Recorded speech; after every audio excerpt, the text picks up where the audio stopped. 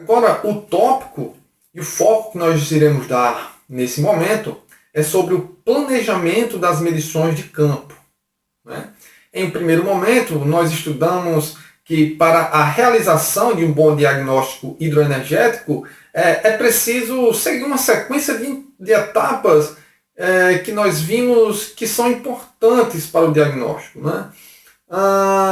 E que a primeira etapa se dá pela escolha do sistema, né? A definição dos objetivos do trabalho, ou seja, é preciso estabelecer perguntas as quais vão direcionar os trabalhos sobre o diagnóstico, né? As quais vão nortear todo o trabalho de diagnóstico e terão que ser respondidas em um relatório final, né? Em um segundo momento, é preciso construir, né, ou elaborar uma lista que chamamos anteriormente de listas de verificação, né, como vimos.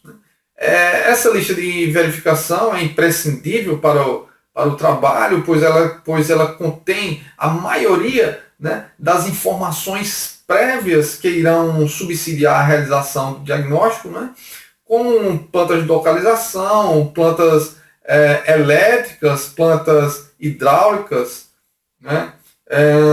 Todo o cadastro técnico dos equipamentos e das instalações do sistema, né? Informações importantes como informações operacionais, né? Plantas altimétricas das linhas adutoras. Inclusive vimos que nessa fase devemos fazer visitas prévias, né, in loco, para levantamento e confirmação desses dados, né? Dessas informações, uma vez que não é incomum encontrarmos cadastros desatualizados e informações não confiáveis. Então, devemos considerar que é a partir dessa lista de verificação que teremos uma visão ampla e mais detalhada do sistema e assim poderemos tomar decisões sobre como planejar as medições de campo, né? Pois bem, então tenhamos em mente que existem procedimentos importantes a serem seguidos e que antecedem a etapa de coleta de dados, né? E nós falaremos agora sobre o planejamento das medições de campo. Bem, as medições de campo que são necessárias para a execução de um diagnóstico inclui medições para determinação, principalmente de indicadores de desempenho. E as medições devem também ser encaradas, né, devem ser estabelecidas como atividades permanentes no sistema, né, pois são medições que permitem caracterizar e avaliar a viabilidade técnica e a viabilidade econômica de se fazer intervenções em equipamentos, né, e processos que compõem esse sistema. Bem, pessoal, outro tópico importante acerca do planejamento das medições de campo é que devemos considerar a identificação de tipologias, né? Mas o que são tipologias e o que são tipologias de um sistema de abastecimento de água? Bem, pessoal, uma tipologia, né, pode diferir, né, de outra tipologia, de outro sistema de abastecimento, de acordo com as especificidades de projeto, né, de cada região, com as peculiaridades necessárias de cada local, né? Então, nós encontraremos várias situações de sistemas com características diferentes, com tipologias distintas, né? Por exemplo, podemos encontrar sistemas com reservatórios, né, instalados operando a jusante de uma rede de abastecimento. Ou por exemplo, podemos encontrar reservatórios operando conectados à montante da rede de abastecimento, né? Então, seriam duas tipologias diferentes, ok? Ou até mesmo encontrar sistemas projetados para operar sem qualquer reservatório, né? Que são conhecidos como sistemas de abastecimento com injeção direta na rede, né? Então, é importante identificar e definir a tipologia que será trabalhada no diagnóstico, né? E a partir dessa tipologia, né, que poderemos também visualizar de forma mais ampla o sistema e poder planejar uma série de atividades que irão compor as campanhas de medição, né? Então, a partir do entendimento da infraestrutura, né, é que iremos definir, né, o tipo, por exemplo, de equipamento que nós vamos levar a campo e também a quantidade de equipamentos necessários para a realização das medições.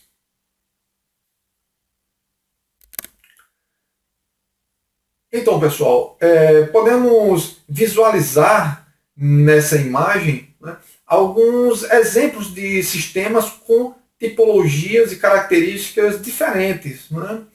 Então, a partir dessas tipologias, nós poderemos sim visualizar e tomar algumas decisões sobre a quantidade de equipamentos que nós vamos levar em campo, né? Algumas definições prévias sobre possíveis pontos, né, potenciais para medição, né? E também o tipo de instrumento que nós iremos empenhar nas atividades de campo. Então, pessoal, este tópico sobre escolha ou seleção de equipamentos, né, temos a dizer que, já em posse de todas as informações contidas nas listas de verificação e tendo feito um estudo prévio sobre as características estruturais do sistema, fica muito mais fácil realizar a escolha e a seleção de equipamentos para a utilização nas medições de campo, né? Sejam medidores de vazão, né? Ou podem ser medidores de pressão, analisadores de energia, por exemplo, ou data loggers. Podemos dizer, pessoal, que uma vez que elegemos um ponto de medição, é óbvio que esse local, esse ponto de medição, ele terá algumas características próprias, né? Como, por exemplo, pode estar em um local com infraestrutura adequada, né, abrigado das intempéries, ou não, né? Esse ponto pode, pelo contrário, estar exposto, né, exposto ao sol, exposto à umidade, vento, etc., né? Nesse caso, devemos selecionar, né, ou escolher equipamentos cujas características construtivas foram projetadas para suportar estes elementos na natureza, né? E está prevista no manual de operação desses equipamentos. Outro aspecto que devemos considerar é, sem dúvidas, a autonomia de funcionamento desses equipamentos. Ora, não são muitos, né?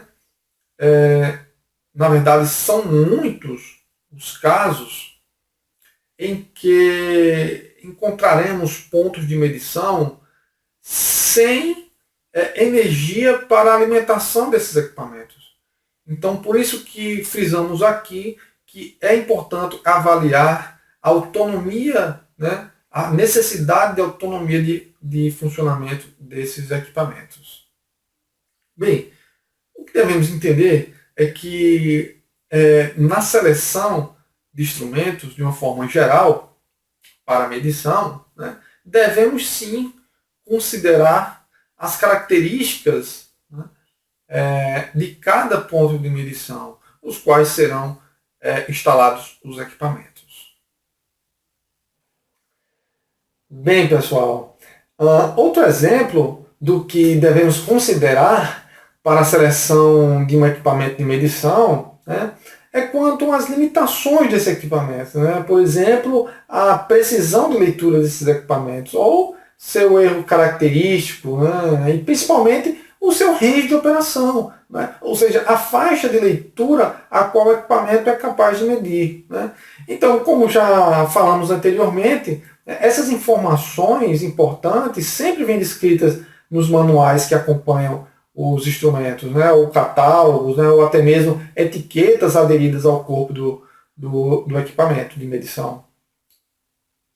Então, pessoal, vejamos aqui, nesse exemplo simples, né, onde nós temos na imagem um perfil esquemático de um sistema de abastecimento de água, né, onde observamos a captação feita por um conjunto motor-bomba. Temos também a linha adutora, que é a linha que conecta o conjunto motor-bomba até o reservatório, e temos também a sua rede de distribuição, que é a rede de abastecimento. Pois bem, vamos imaginar, né, vamos supor que precisamos ou objetivamos medir e monitorar a pressão manométrica, né, logo no barrilete de recalque, né, como vemos ilustrado na figura, destacado. Né. E nessa situação, supomos também, né, que não temos informações suficientes sobre a altura manométrica, né, a qual opera esse conjunto motor-bomba. Né. Mas, porém, nas listas de verificação, podemos consultar a altura geométrica entre esse ponto de medição e o ponto de deságue no reservatório. Né? Nesse caso, ilustrado como 59 metros. Então, qual range ou qual faixa de medição, né, será necessária, né, para a escolha de um instrumento para a medição desse ponto? Né? Vamos lá. A primeira alternativa, um instrumento com uma capacidade ou range de leitura de 0 a 40 MCA, a letra B, 0 a 60, ou a letra C, de 0 a 80 MCA. Bem, pessoal, a resposta mais adequada é, sem dúvidas, o último instrumento, né? A letra C. Ora, a leitura no ponto indicado será sempre superior a 40 MCA. Né? E o equipamento não conseguirá fazer as leituras acima de seu limite. Né? E ainda, se o equipamento indicado pelo item A for instalado, ele poderá sim ser danificado. Né? Então descartamos essa letra A. A segunda alternativa, porém, e a princípio parece bem coerente. Né? Nós temos um desnível geométrico de 59 metros, né?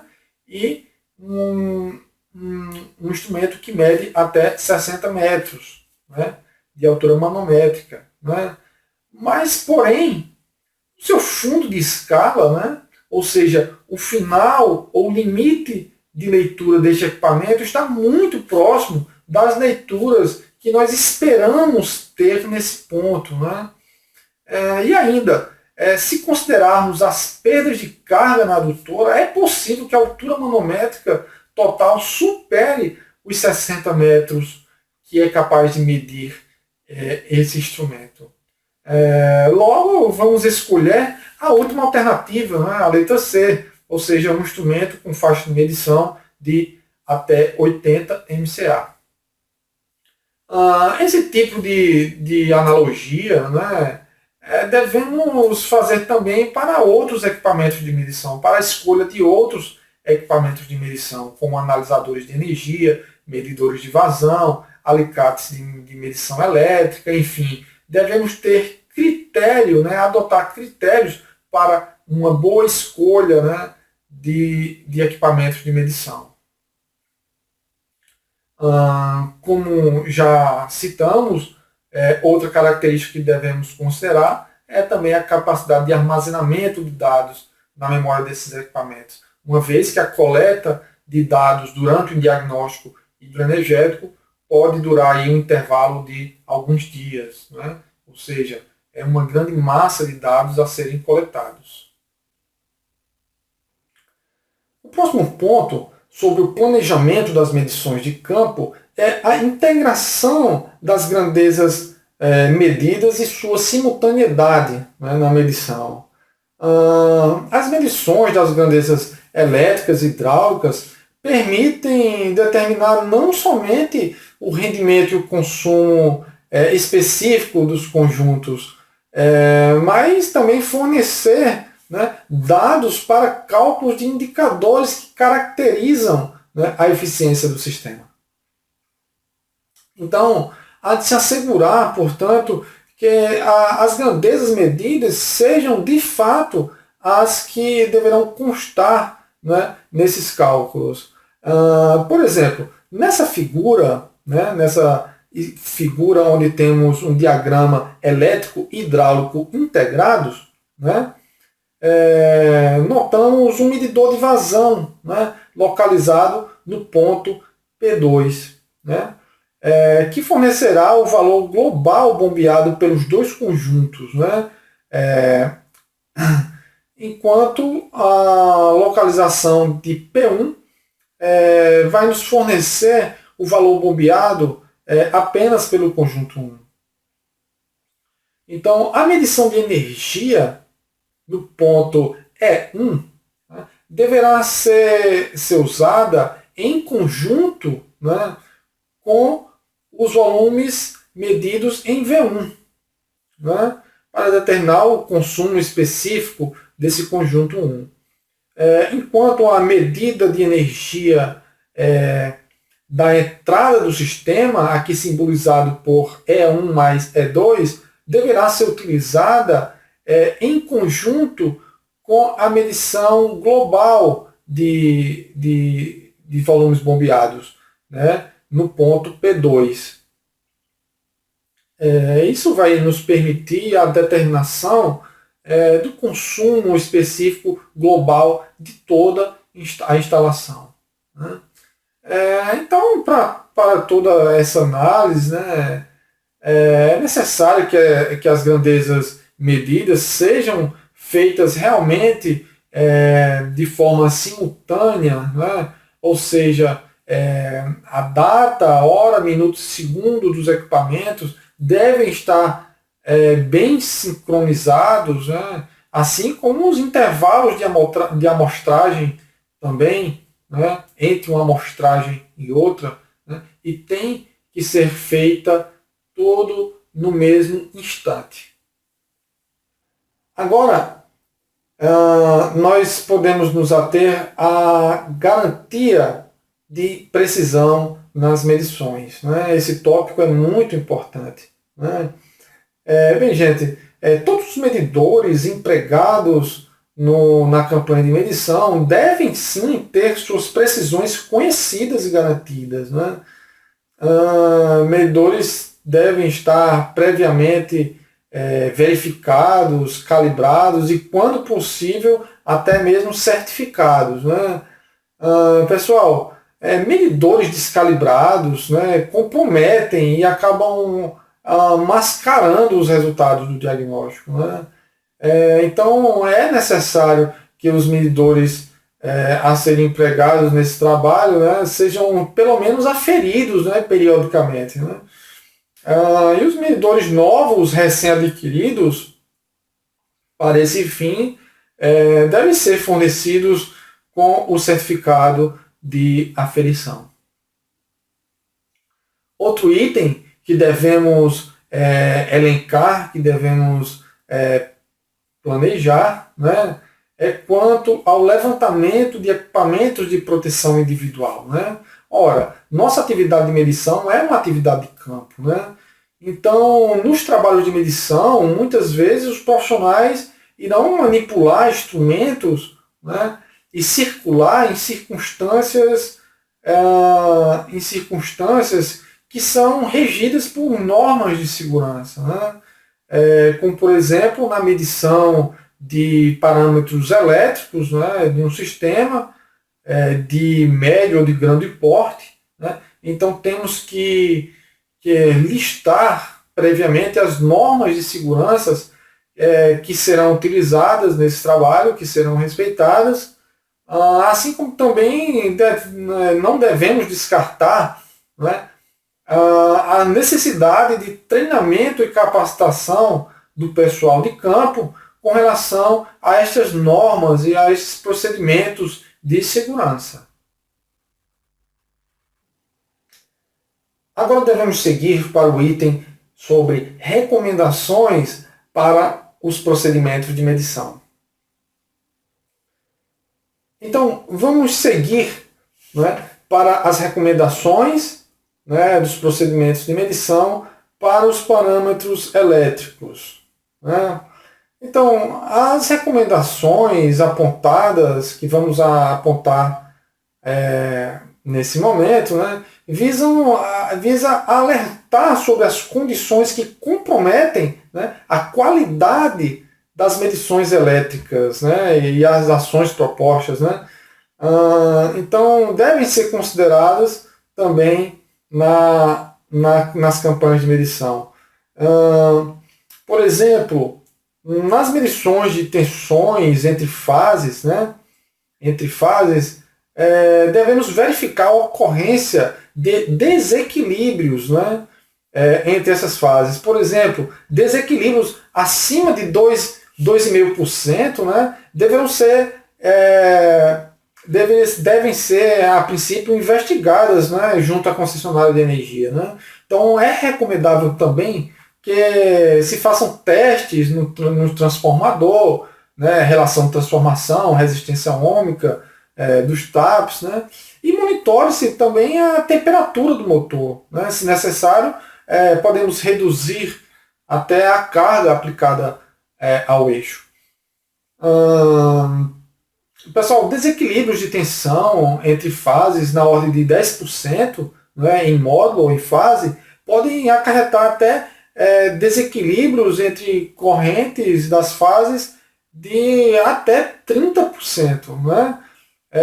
O que, além do aumento das perdas, poderá, sem dúvidas, acarretar na perda do motor, né, em danos irreversíveis ao motor. Então, esse desequilíbrio em porcentagem pode ser verificado pela relação entre o desvio máximo da média das tensões pela a média das tensões medidas nas fases. Né? Então, caso ocorra, devemos investigar possíveis problemas com este motor, né? Medindo a resistência ohmica dos enrolamentos de cada fase, não é isso mesmo? Buscando indícios de gaiola aberta, indícios que podem ser obtidos também por medida da vibração, né? Por meio de relatos de falhas durante a partida, ou por oscilação, né, da corrente em operação em regime normal, ou ainda pela observação visual mesmo de faiscamento entre o rotor e o estator no momento da partida ou do acionamento desse conjunto. Né? Então, devemos também consultar, né, a norma, podemos consultar a norma da BNT, NBR 17094, de 2008, e rever todas essas considerações. Pessoal, ainda sobre as recomendações nas medições dos parâmetros elétricos, né? Nas medições das tensões, deve-se verificar o nível da tensão de fornecimento, né? Observando se estas estão dentro dos limites normalizados, né, de mais ou menos 7,5%. Né? Pois, fora desses limites, né, deveremos solicitar a regularização junto à concessionária de energia. Né? Nas medições correntes das fases, né, deve-se observar também o sobreaquecimento dos cabos e de equipamentos, né, que são indícios, né, de sobrecarga pelo subdimensionamento, e isso causa consequentemente perdas de energia. Né? Então, devemos verificar também o neutro e o aterramento, né? Pois estes são pontos que que serão utilizados nas medições elétricas, né?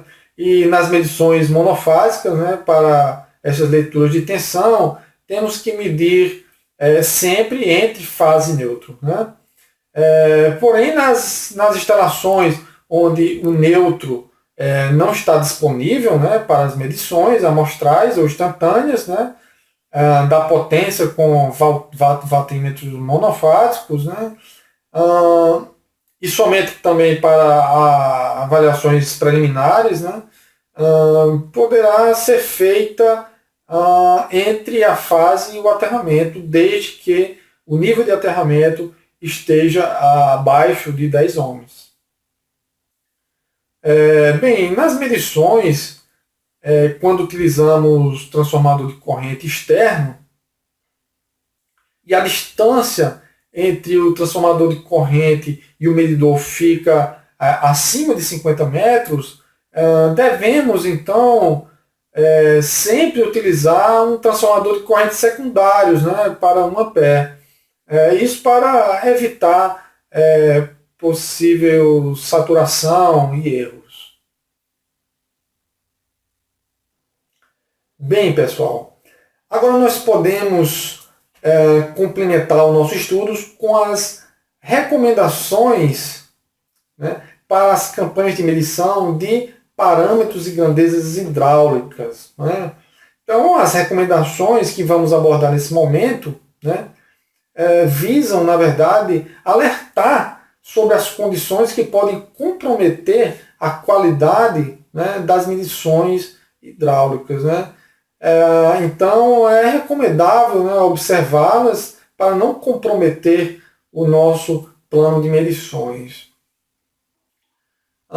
Então, uma das principais medidas de verificação é a observação das válvulas, né? Devemos verificar se há válvulas estranguladas, né? Seja no recalque. Assim, havendo válvula com o comportamento de estrangulamento, né? É preciso verificar a razão disso, né? Se há necessidade da redução de vazão, né, por restrições do sistema, ou para reduzir a corrente elétrica para evitar sobrecarga do motor, né? Então, para essas situações, deve-se analisar um procedimento adequado junto à divisão ou ao setor de operação e manutenção. Pessoal, é fundamental, né, verificarmos a tipologia do projeto também da sucção das bombas, né?